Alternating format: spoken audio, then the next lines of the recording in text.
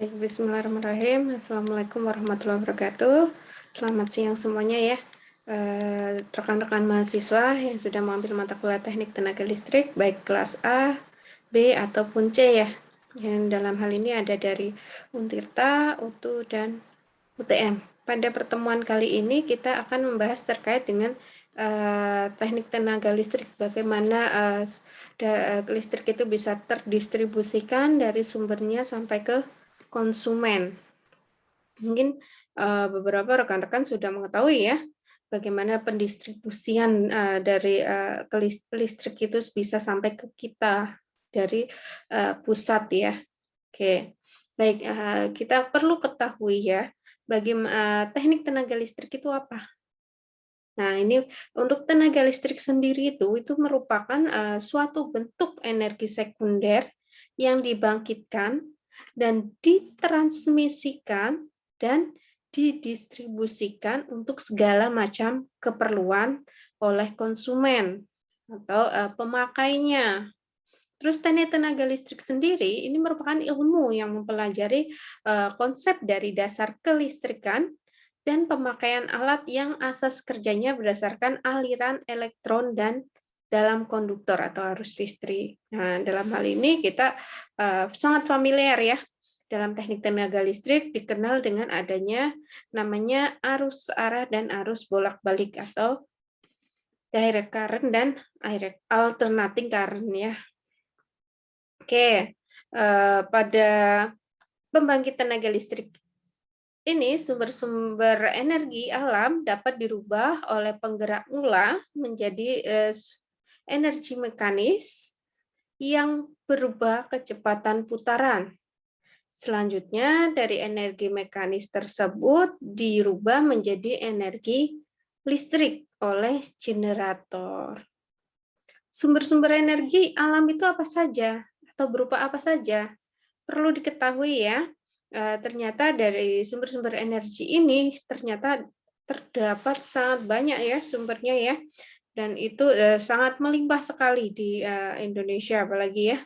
Nah ini sebagai contoh ada bahan bakar yang berasal dari fosil, ini ada batu bara, minyak bumi, gas alam, bahan galian nih ada juga ya dari uranium dan thorium. Tenaga air yang penting adalah tinggi jatuh air dan debitnya. Tenaga angin, daerah pantai dan pegunungan. Terus ada juga tenaga matahari. Nah, sumber-sumber energi ini sangat melimpah dan saya kira belum termanfaatkan secara optimal di negara kita ya. Mungkin beberapa sudah kita manfaatkan seperti dengan adanya PLTA, terus pembangkit listrik tenaga bayu, ada juga sel surya, namun untuk sel surya ini cukup mahal juga ya. Tapi ini sudah termanfaatkan juga di Indonesia ya. Terus untuk angin pasti mencari daerah yang memang dengan kecepatan angin yang tinggi sehingga bisa memutarkan kincir dan bisa menghasilkan energi listrik tersebut. Gitu. Kalau air sudah sangat banyak ya, bahkan kalau untuk pembangkit listrik tenaga air ini banyak ada PLTMH juga ya, pembangkit mikrohidro, pikohidro dan lain sebagainya. Baik, untuk sistem pembangkit listrik sendiri, ini merupakan rangkaian instalasi tenaga listrik yang terdiri dari pembangkitan, transmisi, dan distribusi yang saling terintegrasi, berarti saling berkaitan, saling berhubungan untuk memenuhi kebutuhan listrik bagi semua orang. Sistem pembangkit tenaga listrik berfungsi membangkitkan energi listrik melalui berbagai macam pembangkit tenaga listrik. Pembangkit listrik tersebut ini sebagai sumber energi listrik itu ada PLTA, PLTU, PLTN, terus pembangkit listrik tenaga gas, ada juga GU ya, gas uap, ada juga yang diesel, terus bayu, surya, terus di daerah dekat Magelang sini ada juga PL pembangkit listrik tenaga geotermal itu di Dieng ya, PT Geodipa. Terus ada juga ombak. Kalau ombak ini masih belum ini ya, belum masih dalam riset juga ya, belum teroptimalkan sebenarnya di Indonesia itu untuk gelombang itu cukup tinggi juga di daerah pantai selatan gitu. Terus ada juga yang menggunakan chemical atau kimia. Nah, ini untuk sistem pembangkit listrik. Untuk pembangkit listrik dan pembangkit tenaga listrik itu merupakan suatu instalasi yang terdiri dari peralatan-peralatan yang digunakan untuk menghasilkan tenaga listrik. Pembangkit listrik dia akan bekerja dengan mengubah energi potensial atau EP menjadi energi mekanik EM. Dari EP menjadi EM kemudian menghasilkan EK. Baik. Terus energi potensial menggerakkan turbin, kemudian dari putaran turbin tersebut atau gerakan sudut turbin tersebut akan yang merupakan energi mekanik yang dihasilkan oleh sebuah turbin, ya, dia digunakan untuk apa? Yaitu untuk memutar generator.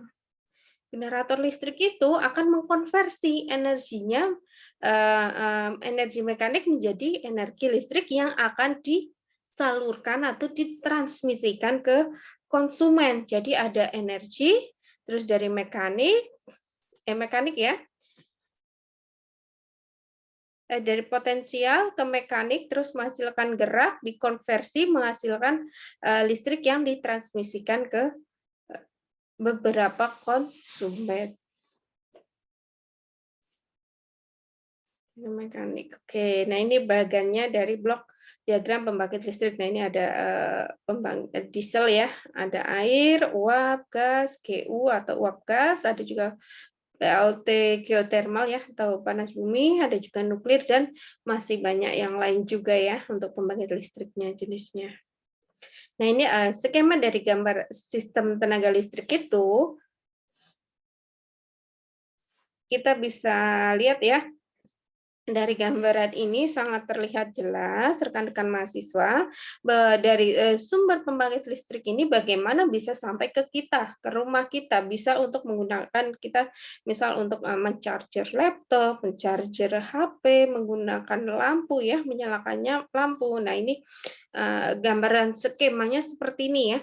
Jadi ketika dari sumber pembangkit tenaga listrik, dia tidak langsung ke konsumen karena harus dikonversi berkaitan dengan volt energi listrik tersebut. Nah, ini dari pusatnya, ini pembangkit listriknya nanti akan disalurkan ke trafo, terus ada tiang ini ya, saluran udara ekstra tinggi ya, ada sutet. Nah, ini untuk pusat pembangkit listriknya. Ada bermacam-macam, tadi kita sudah ini bahas juga ya. Terus ditransmisikan menggunakan SUTET atau SUTT. Nah, ini ada yang 500 kilovolt, 150 kilovolt, 150 kilovolt, dan 70 kilovolt. Jadi ketika sumber energi listrik itu berasal dari pusat pembangkitnya, dia voltasenya cukup tinggi. Makanya perlu adanya trafo juga ya. Nah, ini untuk untuk men-step up ataupun men-step down trafo ini. Jadi maka di tiap antar sumber dengan tiang ini untuk saluran udara ekstra tinggi dan ke tiang penyulang atau distribusi dia ada trafo di tiap-tiap ini ya antar untuk distribusinya. Oke, setelah dari saluran udara ekstra tinggi, dia ada trafo lagi, terus disalurkan ke saluran distribusi melalui tiang penyulang ya. Ini dengan 30 kilovolt ataupun 20 kilovolt atau 6 kilovolt. Jadi dikonversi, berarti ada apa di sini? Kita ketahui sebelum masuk ke tiang penyulang, dia lewat saluran udara ekstra tinggi, dia voltasenya cukup tinggi. Berarti harus ada mereduksi, berarti harus butuhkan trafo step down ya, menurunkan. Setelah itu ada trafo lagi untuk ke konsumen. Jadi tidak mungkin langsung sekian besar kilowatt langsung ke konsumen, tidak mungkin, harus ada konversi.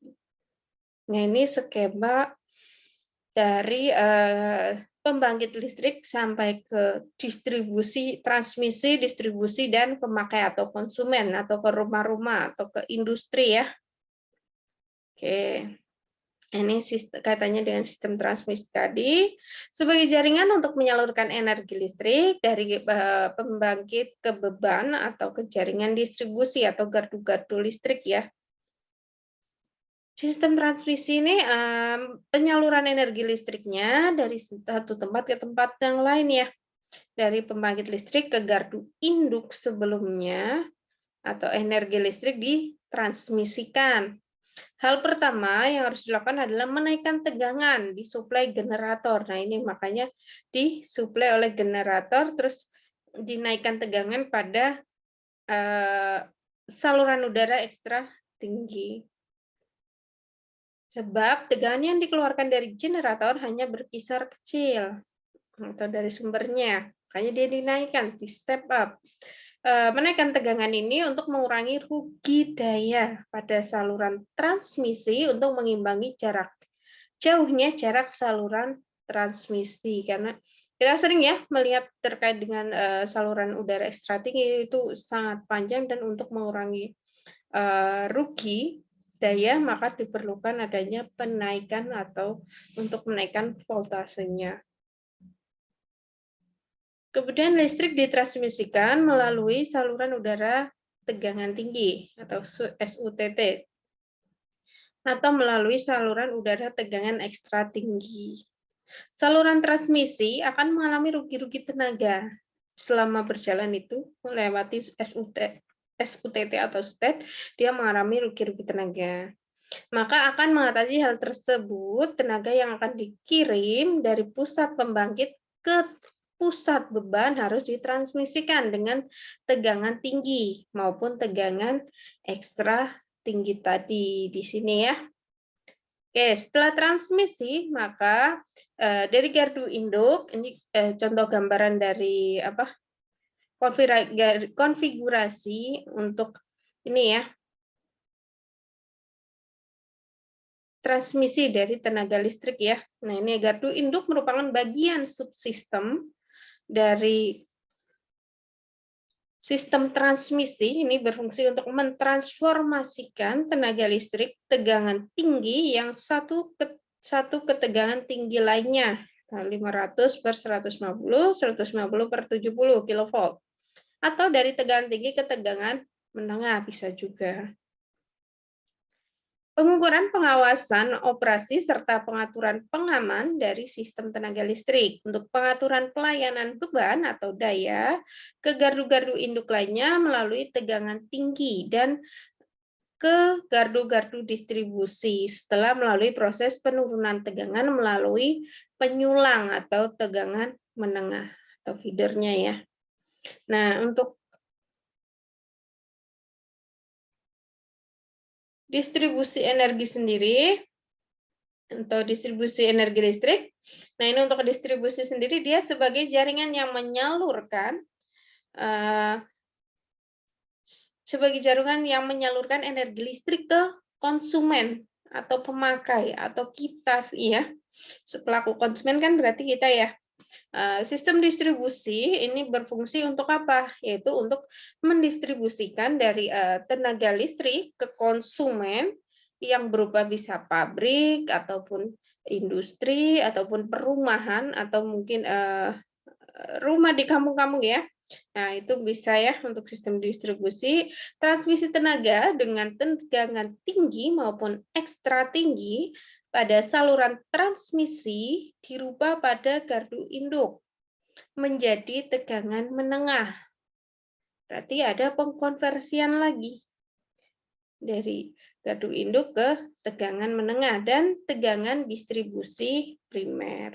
Selanjutnya akan diturunkan lagi, berarti ada penurunan lagi, step down lagi ya, menjadi tegangan untuk konsumen. Makanya kalau kadang dari sumbernya itu udah kecil, terus dinaikkan di transmisi, terus nanti diturunkan lagi karena pasti ada rugi-rugi selama perjalanan atau melalui saluran ekstra tinggi tadi ya. Makanya perlu dinaikkan, terus nanti ada trafo step down dan akan didistribusikan sampai ke kita, dan itu perlu ada proses lagi melalui beberapa trafo. Oke, baik. Ini berkaitan dengan sistem distribusi. Ini dimulai dari gardu induk ya, di mana tegangan tinggi diturunkan menjadi tegangan menengah sebesar 20 kilovolt yang disebut tegangan distribusi primer. Kemudian tenaga listrik disalurkan melalui penyulang-penyulang yang berupa saluran udara ataupun saluran kabel bawah tanah. Pada penyulang distribusi ini terdapat gardu-gardu distribusi. Fungsi gardu distribusi ini menurunkan tegangan distribusi primer menjadi tegangan rendah atau tegangan distribusi sekunder sebesar 220 volt. Konsumen ini ya, tenaga listrik disambung dari jaringan tegangan rendah atau JTR melalui saluran rumah. Dari saluran rumah ini, tenaga listrik masuk ke alat pembatas atau pengukur, berarti ada pengamannya, ada APP-nya terlebih dahulu sebelum memasuki instalasi rumah milik konsumen. Nah, ini untuk membatasi daya dan mengukur pemakaian energi listrik oleh konsumen. Jadi ada batasnya, makanya di rumah-rumah kan beda-beda ya ininya dayanya ya. Dari beberapa rumah ada yang 450, ada yang 900, ada 1300. Nah, itu perlu adanya APP sesuai dengan yang ada di rumah. Nah, ini untuk konfigurasi distribusi tenaga listrik ya. Oke. Terus secara umum untuk bentuk fisik sistem distribusi terdiri atas beberapa bagian, yaitu ada gardu induk ya, berfungsi menerima tenaga listrik dari jaringan tegangan tinggi atau tegangan ekstra tinggi dan menurunkan tegangannya menjadi tegangan jaringan primer. Jaringan distribusi primer berfungsi menyalurkan energi listrik dari gardu induk ke trafo-trafo di distribusi di mana tegangan kerja adalah 20 kV. Gardu hubung berfungsi sebagai penghubung titik temu dua atau lebih jaringan primer. Sedangkan untuk trafo distribusi berfungsi menurunkan tegangan dari distribusi primer 20 kV menjadi tegangan untuk distribusi sekunder. Jaringan distribusi sekunder, jaringan yang menyalurkan tenaga listrik dari trafo distribusi sampai pelanggan di mana tegangan kerjanya adalah 220 sampai atau 380 per 380 volt ya. Mohon maaf. Nah, ini berkaitan dengan sistem distribusi dari suatu energi listrik sampai ke konsumen ya, melalui ada transmisi, terus ada juga dari pembangkit di masih rendah dinaikkan terus melalui transmisi. Setelah ditransmisikan nanti akan didistribusikan melalui tiang penyulang dan akan disalurkan lagi ke konsumen. Nah, dalam hal ini konsumen adalah kita atau mungkin industri ya, atau mungkin UMKM. Nah, para pengguna dari listrik tersebut. Mungkin itu saja yang bisa saya sampaikan berkaitan dengan sistem untuk pendistribusian suatu energi listrik dari pembangkit sampai ke konsumen. Terima kasih. Saya akhiri. Wabillahi taufiq wal hidayah. Wassalamualaikum warahmatullahi wabarakatuh.